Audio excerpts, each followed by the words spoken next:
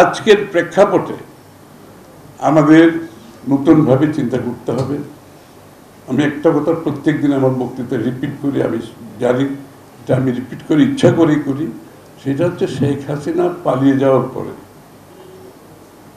বাংলাদেশের জনগণের মনোজগতে যে পরিবর্তন এসেছে, যে প্রত্যাশা জেগেছে, যে আকাঙ্ক্ষা জেগেছে, যে রাজনীতিবিদ এবং যে রাজনৈতিক দল সেটা বুঝতে পারবে না, ধারণ করতে পারবে না, বাংলাদেশের রাজনীতিতে আগামী দিনে তাদের জন্য কোনো জায়গা থাকবে না।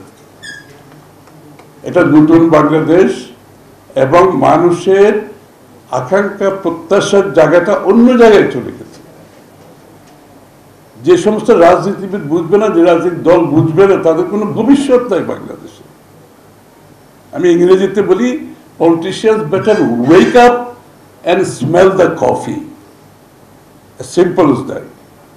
সুতরাং যে সাংবাদিকতার যে জীবন, যেভাবে আমাদের রাজনীতিতে আমরা পরিবর্তন আনতে হবে, আমাদের অর্থনীতিকে গণতন্ত্রায়ন করতে হবে, কথাটা কিন্তু আমরা শুরু করেছি, আপনারা খেয়াল করেছেন কিনা।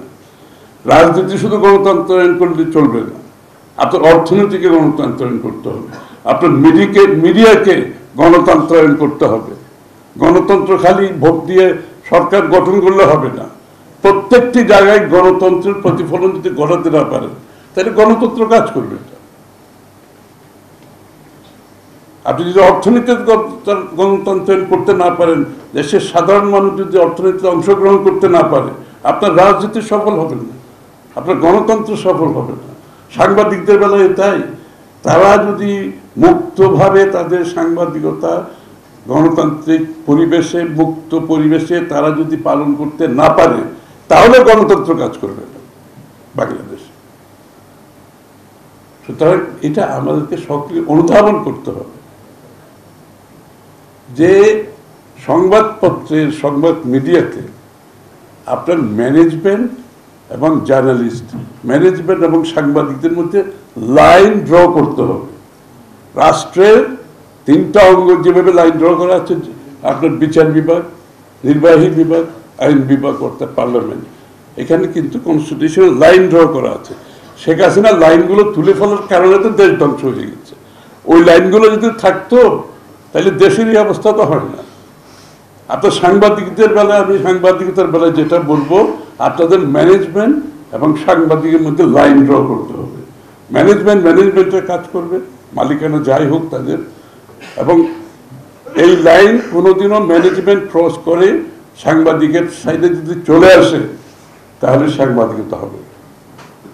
এই জিনিসটা আমরা পরিষ্কার করতে হবে যে বিটুইন ম্যানেজমেন্ট এবং সাংবাদিকদের মধ্যে লাইন ক্লিয়ার, এটা লাইন যেটা ওয়াল ক্রস করা যাবে না। এই জিনিসটা আমাদেরকে এস্টাবলিশ করতে হবে। এই যে আপনারা বলছেন আগামী দিনে কমিশন গঠন করা হবে, এই কথাগুলো আপনাদেরকে পরিষ্কারভাবে বলতে হবে কিন্তু যে কমিশন যেটা বিএনপি গঠন করতে যাচ্ছে সাংবাদিকতাকে মুক্ত করার জন্য, আপনাদেরকে এই কথাগুলো পরিষ্কারভাবে বলতে হবে।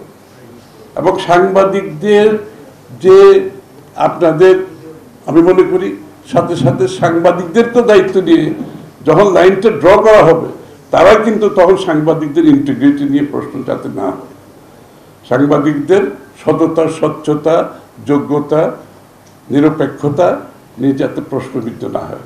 তাহলে এটা যদি আবার হয় তাহলে কিন্তু আবার আমরা আগের জায়গায় চলে যাব। ঢালাইয়ের সেরা প্রিমিয়ার সিমেন্ট।